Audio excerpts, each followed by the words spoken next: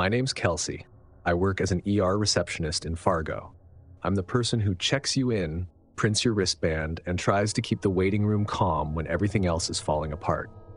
So, I'm not easily shaken by strange behavior. That night taught me there's a difference between strange and calculated.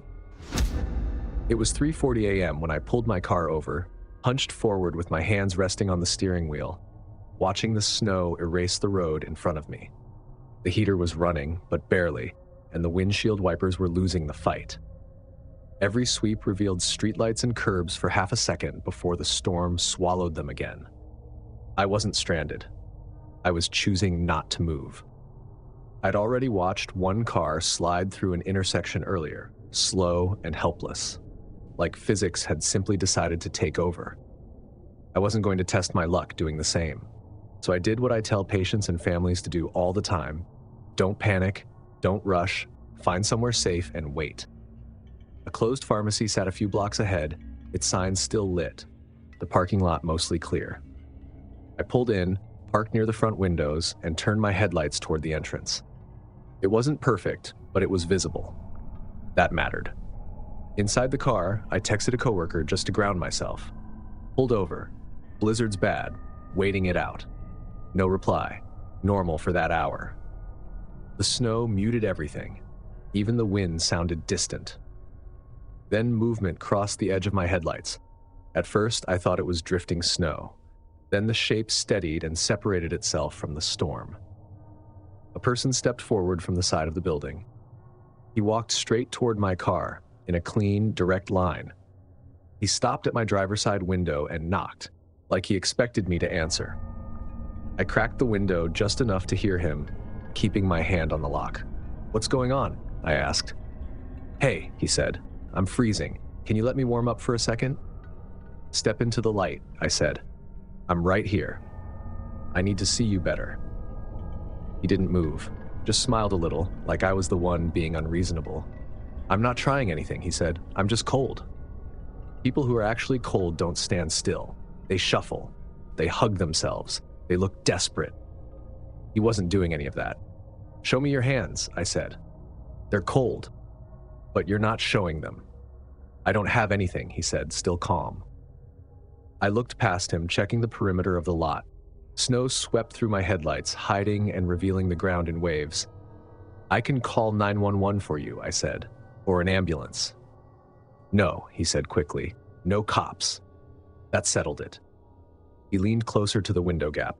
"Just crack the door. I'll stand right here." "No," I said. He moved sideways, just enough to stay out of the brightest light and block my view behind him. For half a second, my defroster cleared the windshield enough for me to see past him. There was another shape near the far snowbank, low and hard to separate from the storm, but wrong in a way my brain immediately flagged. When I looked again, it was gone. The man at my window looked at me, like he noticed my eyes move. "What?" he asked. "Nothing." He smiled again. "You don't have to be weird about this. I'm not dangerous." People who aren't dangerous don't need to say that. I rolled my window all the way up slowly, so he could see I meant it. Then I hit the lock, even though it was already locked. He knocked again, harder. I stared straight ahead. Then I heard the door handle. He looked at it like he was surprised that it hadn't worked. "Don't be like that," he said. I turned the key. The engine coughed. My heart stopped for a second, then started. The headlights brightened. The car felt alive again. "You're just gonna leave me?" he asked. I didn't answer. I put the car in drive. The tires spun in the slush. The car rocked. For a moment, I was stuck. He stepped closer and raised one hand, like he wanted me to wonder what I couldn't see. I hit the horn. The sound ripped through the quiet lot, way too loud for that hour. He flinched. The tires caught. The car lurched forward. His hands slapped the window as I passed him. In the mirror, I saw him standing there watching me go. I didn't stop until I reached a main road with other lights, other buildings, other people. Even then, I kept checking my mirrors. When I finally got home, I sat in my driveway with the car running, staring at my front door like it didn't belong to me. The next day, a nurse mentioned a report People targeting drivers who shelter in parking lots during storms, testing boundaries, waiting for guilt to do the work.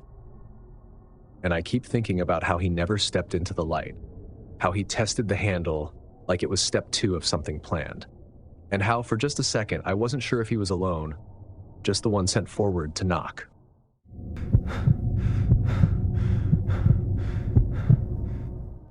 My name's Aaron, and in the winter of 2022, I was driving through Wyoming during a storm that kept getting worse, no matter how many forecasts promised it wouldn't. This happened outside Cheyenne, at a roadside motel I only stopped at because the interstate was shutting down behind me. I've stayed in dozens of places like it. Flickering sign, thin walls, heat that works when it feels like it. Nothing about it stood out until I woke up in the middle of the night and realized my room had been touched while I slept. The first thing I noticed wasn't a sound, it was the silence. The heater wasn't cycling like it had been before. I opened my eyes and saw the bathroom light glowing through the half-open door. I knew I'd turned it off. I sat up slowly, letting my brain catch up. Travel nurse exhaustion messes with you. Long shifts, long drives, unfamiliar rooms. You wake up disoriented sometimes. That's normal. So I checked my usual things. Phone charging right where I left it. Keys on the nightstand. Then I looked at my duffel bag. I always wedge it against the door when I stay alone. I remembered setting it flat so it would catch the door if someone tried to open it. Now it was in a different position, like it had been nudged and set back quickly. I stood and put my hand on the door handle. It didn't move. The locks were still engaged. I listened. Nothing in the hallway. No voices, no TV noise. Just wind pushing snow against the building. I told myself I'd done it half asleep. Told myself not to spiral over a shifted bag. But one thought stuck. If it wasn't me, how did anything change without the locks changing? I didn't sleep much after that. By morning, the motel looked buried. Snow covered the parking lot up to the tires. Only one other car sat across the way, frosted over. Hard to tell if anyone had even driven it recently. The front desk clerk looked barely awake when I asked about the roads. Probably another day, he said. Another night. I went back to the room and tried to act normal. Shower, coffee, scrolling my phone. But I kept looking at the door like it might move on its own. That night, I reinforced everything. Chair jammed under the handle. Suitcase pushed tight against it. Towel rolled under the door. Shoes placed by the bed so I could stand fast. Phone fully charged. I even tied the zipper of my duffel to the chair leg so it would make noise if the door moved. Then I fell asleep. Sometime after midnight, I woke to a sound so small it barely registered. A soft click. I opened my eyes and stared into the dark. The bathroom light was off this time. The heater hummed quietly. The room felt normal, except for the door. I saw a shadow passing under the door, just a brief dimming of the thin hallway light. Someone close enough to block it, then gone. I sat up slowly. Everything I'd set up was still in place. Chair tight, bag wedged, towel unmoved.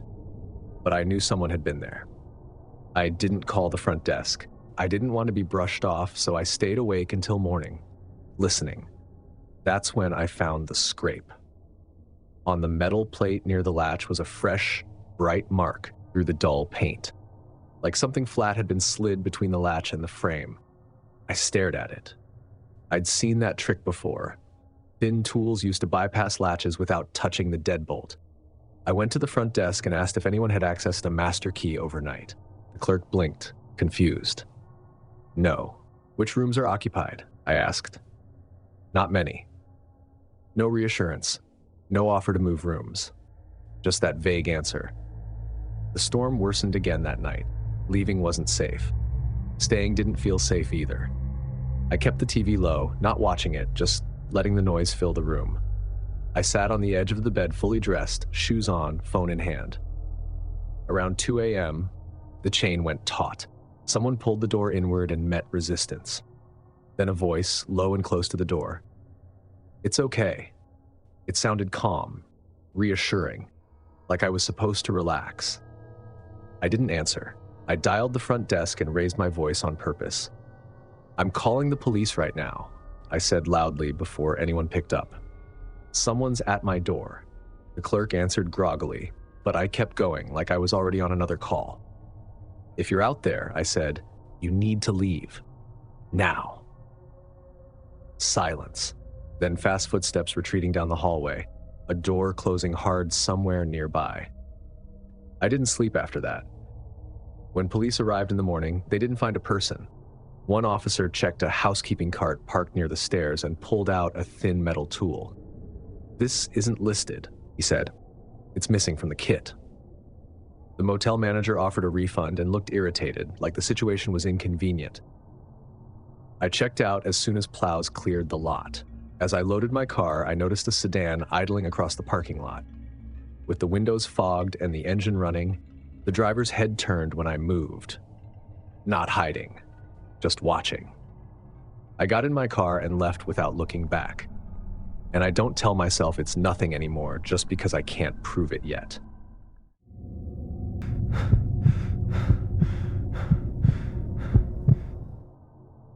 The snow looked like TV static, thick, white, and non-stop, so dense it swallowed the parking lot lights. I was standing at the front doors when my phone glowed in my hand. Blizzard warning, all caps. Under it, the last district alert. Buses canceled, travel discouraged, shelter in place if necessary. It had come through minutes ago. I was 24, subbing at an elementary school on the south side of Sioux Falls.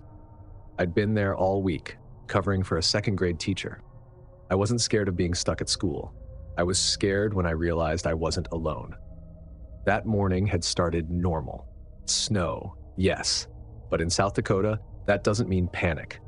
Kids came in bundled up, boots squeaking everywhere. Teachers joked about it. By lunchtime, though, everyone was checking their phones more than the clock. Early release was announced just after noon. Parents rushed in. Office staff called names. Kids were pulled into coats and backpacks, like it was an evacuation. By 2 o'clock, the halls were empty in that weird way schools get after dismissal. You could hear the building itself, heat clicking on, the vents, the wind hitting the walls. I should have left with everyone else.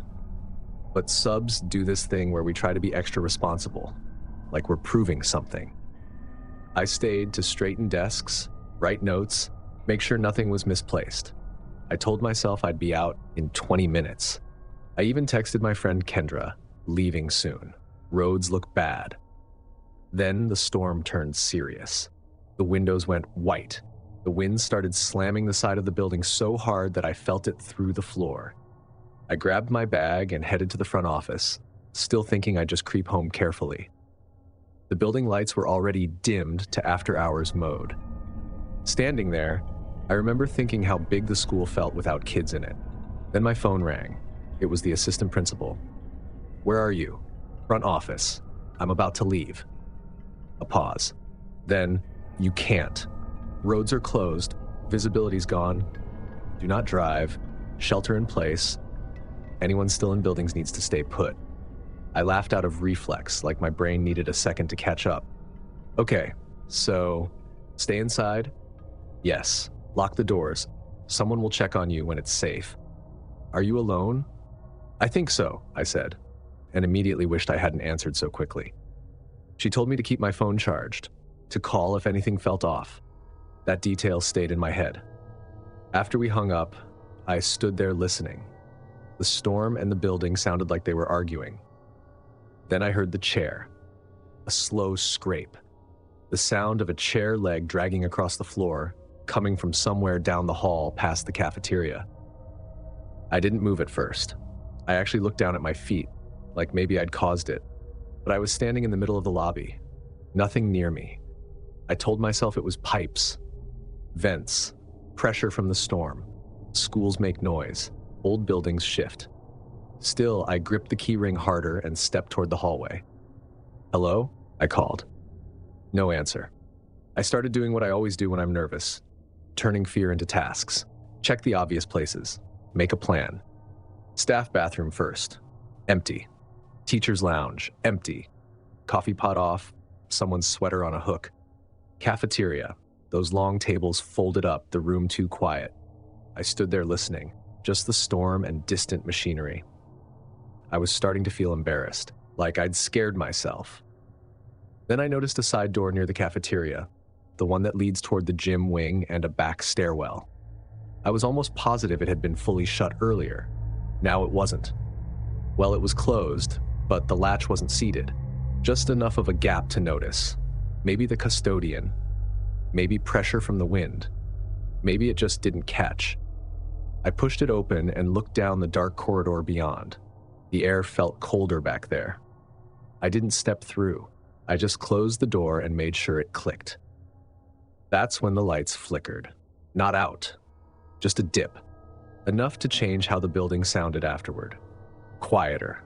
Like it had stopped pretending it was daytime. On the way back to the front, I noticed things I hadn't before. A vending machine light glowing in a hallway that should have been dark. A coat rack near the art room. A classroom door pulled almost shut, leaving a thin line of darkness. I told myself kids leave doors like that all the time, except the kids had left hours ago. I sat behind the receptionist's desk and plugged my phone in. 14%. I called Kendra, straight to voicemail. I left a message pretending everything was fine, but I could hear myself straining. I'm stuck at the school. Roads are closed. I'm okay. Just call me back. While the call rang, I heard something again. Footsteps. I stood and leaned into the hallway. Hello? Is someone here? Silence. Then another step, almost like it was answering me. I moved forward. The sound stopped. I stopped. After a beat, it came back. That's when I chose the office, just because it had a lock. As I turned back, I saw movement at the far end of the hall. A silhouette crossed quickly into the darker gym wing. Only a second, but enough. I walked faster, still trying to act normal, even alone. My phone was still connected to voicemail when the screen went black. Dead. I shut off the office lights and crouched behind the counter. The lobby was dim except for exit signs and the storm-muted glow outside. Then came the knock. Not on the door, on the wall beside it. Footsteps followed. The office door handle moved, twice. Thank God it held. After a pause, the handle moved harder. The door rattled. Then nothing. I stayed there until the sound of plows woke me. Gray light filled the windows. My legs barely worked when I stood. Police swept the building. Found nothing. The officer used that word clear, like it meant something. The custodian noticed something later. A back stairwell window cracked open. Snow tracked on the steps, wet footprints that didn't match my boots. They shrugged. Storm. Could have been anyone. That afternoon, I went back to grab my bag. In a staff bathroom I hadn't used, there was a fresh gas station coffee cup in the trash, still damp at the bottom. I stared at it for a long time. Now, I don't stay late in empty buildings when it's snowing.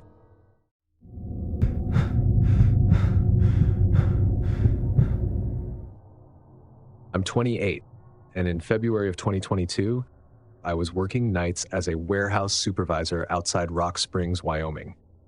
I'm not jumpy. I'm a procedure guy. If something's wrong, there's usually a reason. And if there isn't, you keep checking until you find one. It was just after 2 a.m. A blizzard was hammering the building, the kind that turns everything outside into white noise. Inside, though, the warehouse felt sealed off from the world. Warm. Concrete floors, steel racks, and heaters. I was in the office watching security feeds, killing time with inventory logs and dock schedules. The cameras were grainy because of the snow, but nothing looked off. Until one emergency light flicked on in the far loading section. Just one. One single emergency light, bright and clean, lighting a small patch of floor like a spotlight. I leaned forward. Emergency lights don't come on randomly. They're tied to outages, not vibes. I checked the electrical panel. Everything read normal. No surge, no dip, no alarms. I flipped back to the camera feed. The light stayed on. The rest of the section remained dim like usual. I tried to reason it out. Bad ballast, aging fixture, but emergency lights aren't built that way. Different circuit, different rules. I grabbed my radio. "Anyone still on the floor?" I asked. Then a broken reply from the guard shack outside. "Just you. Storm's bad." "Right. Just me." I pulled on my gloves and walked out of the office. I remember my boots echoed off the concrete. As I got closer to the loading bays, the air cooled. Then I saw the side door. It was open an inch. A thin black line ran along the edge where it should have been flush. I'd checked that door 1,000 times. It didn't sit like that unless someone left it that way. I stepped closer and cracked it open enough to look outside. Snow blew in immediately, tracing a narrow line along the floor. Then I looked down. Footprints. Fresh, clean steps, leading straight toward the door from the perimeter fence. I stepped under the dock overhang where the wind wasn't ripping everything apart and followed the prints with my eyes. They stopped at the door. There were no footprints going back. I walked a few feet to the side, thinking maybe the wind erased the exit trail unevenly. But the incoming prints were still crisp. If wind had taken the rest, these should have softened too. They hadn't. I shut the door hard and threw the latch, testing it twice. I raised my radio again. "Dispatch, you copy?" Nothing. "Guard shack, anyone been out near base 6? "No," came the delayed reply. "Just you."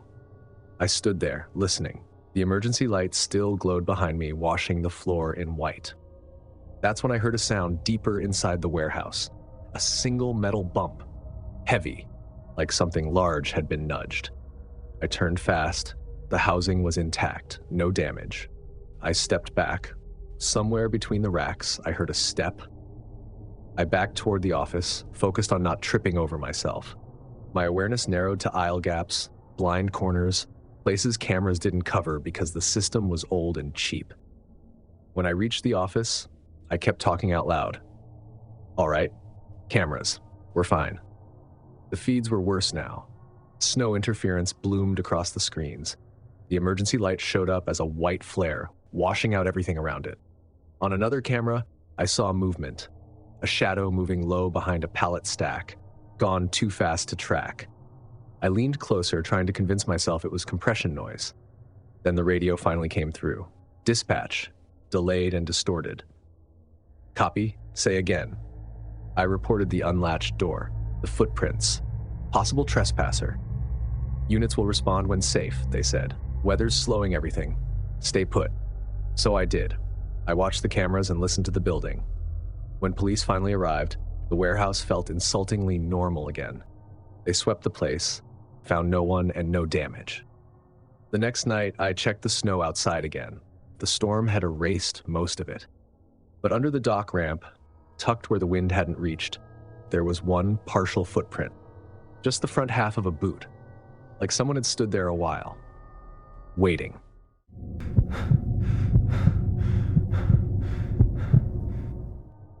My name's Marisa. I'm 31 now, and I make most of my money shooting outdoor stuff for small brands. Jackets, boots, backpacks, that kind of thing. This happened to me near Lake Tahoe in the winter of 2018, on a day I still can't talk about without hearing my own name the way it sounded out there. When the storm got loud, I started trusting sound more than sight. That's what messed me up. Snow had swallowed everything. The trail, the horizon, even the difference between ground and sky. Trees were just darker shapes, and my footprints filled in behind me so fast it felt like the mountain was erasing me in real time.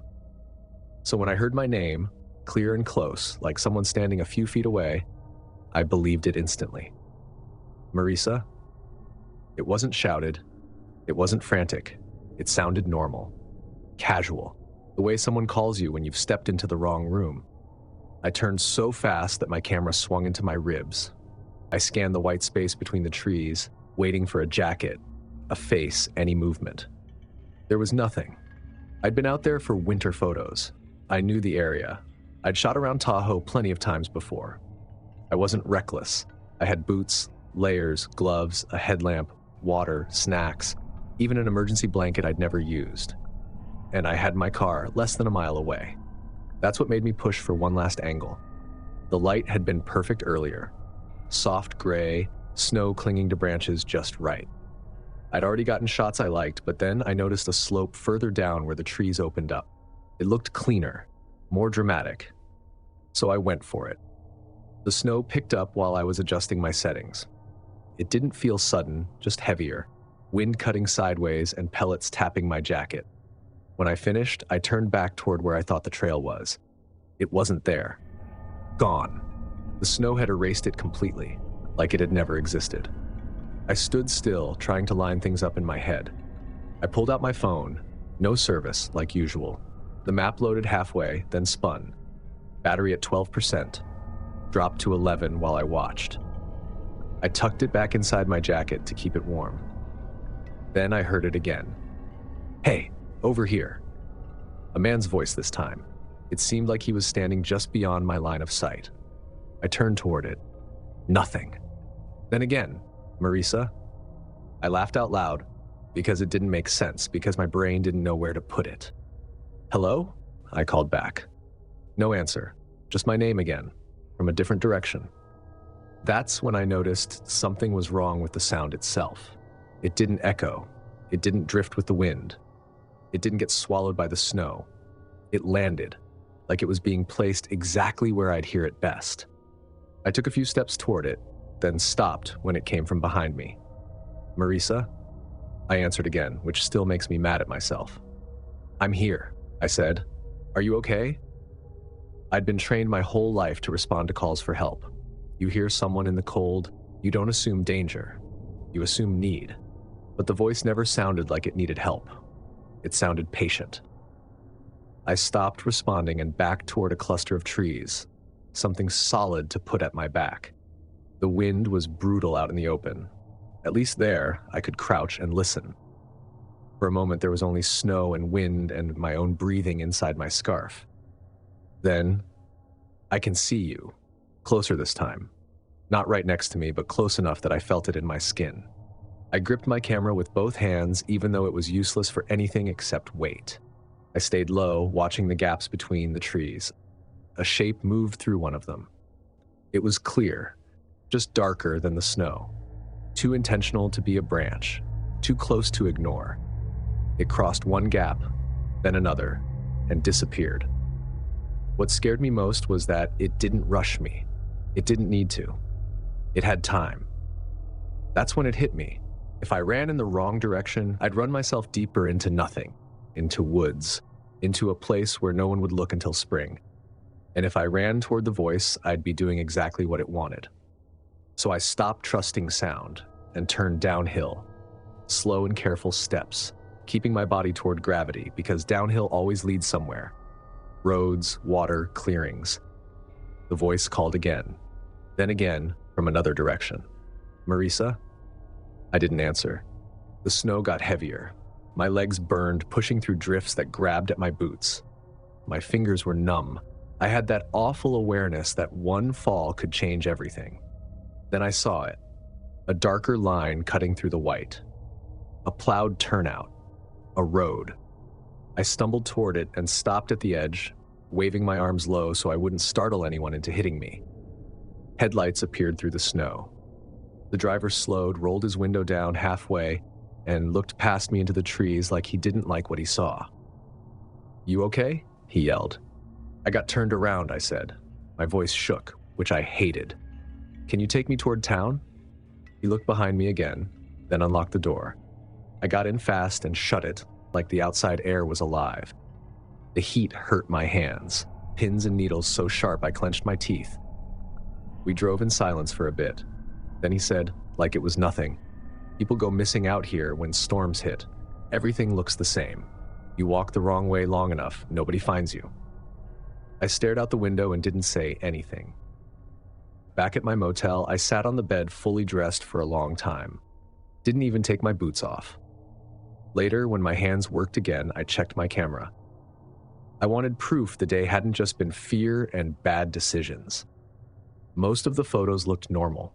Trees, snow, light. But one of the last frames was blurred. And way back near the tree line, there was a dark shape that hadn't been there when I took the shot. At least, not that I'd seen. I don't know if the voices were real. Some days I tell myself it was the storm, wind, my brain reaching for familiarity when everything else disappeared. Other days I remember the tone, how calm it was, how it said my name like it already owned it. And I think about how easily I answered the first time, like empathy was a rope someone could pull. If these stories made you realize how exposed people are when help is hours away, smash that like button, hit subscribe so you never miss the next nightmare, and let me know which story got under your skin. And if you've ever thought, at least nothing happens on the night shift, yeah, about that. Click now to watch 4 really scary night shift stories, because boredom is the last thing you should expect after midnight. Thanks for watching. Stay alert, stay safe, and I'll see you in the next nightmare.